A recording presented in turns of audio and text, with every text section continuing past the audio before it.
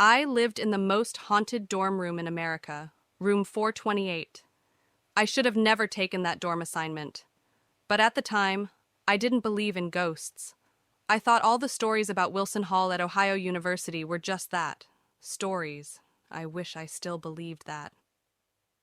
Moving into room 428. It was my sophomore year, and I was excited to be in Wilson Hall. The building had character, old stone walls, creaky floors, and a weirdly eerie atmosphere. But I figured that was just the age of the place. My roommate had backed out at the last second, which meant I had room 428 all to myself. Sweet deal, right? Or at least, that's what I thought. The first week was normal. I was settling in, getting used to campus life again. But then, the small things started happening. It began with my books falling off the shelves at night. At first, I thought it was just a draft, or that I had stacked them wrong. But then my lamp fell off my desk, twice, while I was watching. No one was around.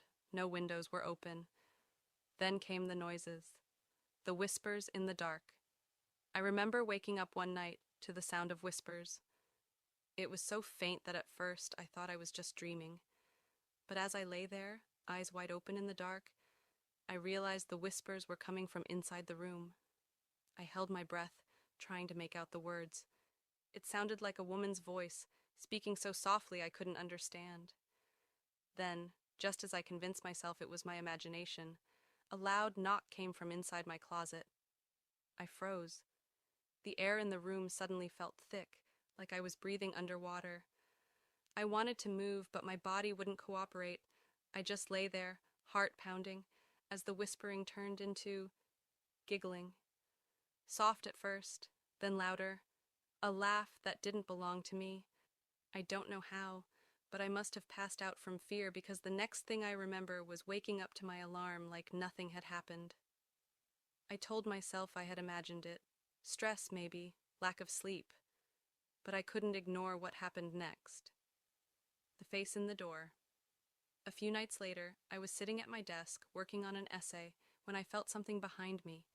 It was that weird, undeniable feeling of being watched. I turned around. Nothing.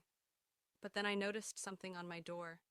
At first it looked like a stain in the wood, but as I stared at it, the pattern seemed to take shape. Eyes, a nose, a mouth, a face. I rubbed my eyes, thinking it was just my imagination. But no matter how many times I looked away and back, the face was still there, staring at me. Then, I swear to God, the mouth moved. I bolted out of my chair and out of the room, not stopping until I reached the lobby. I was done. I was ready to move out that night. The final night. The last straw came just 2 days later. I was trying to sleep, forcing myself to ignore the eerie feelings, when I woke up unable to move. Sleep paralysis, I thought. But this felt different. My eyes darted around the room, searching for anything, and that's when I saw it. In the corner of my room, near the closet, something was standing there. A dark, shadowy figure, tall and unmoving. No features, no face, just an empty, black mass. Then it moved. It glided toward me, slow but deliberate, until it was right over my bed. I wanted to scream, but my voice wouldn't work. I wanted to move, but my body was frozen. The shadow just hovered there, inches from me, as the air in the room grew ice cold. Then, just as suddenly as it had appeared, it was gone. The moment I could move again, I ran out of that room and refused to sleep there another night. The aftermath, I begged for a transfer, but when I tried to explain why, the dorm officials just looked at me knowingly. Turns out, I wasn't the first student to experience something in room 428. Decades earlier, a girl who lived in my room had practiced occult rituals. One night, she was found dead under mysterious circumstances. Ever since, students who stayed in room 428 reported strange occurrences. Some saw the same face in the door. Others felt a presence standing over them at night.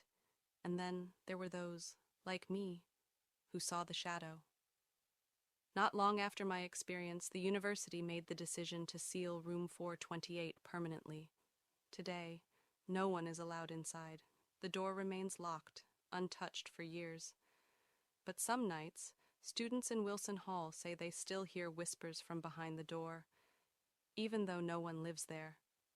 And I can tell you firsthand, something does.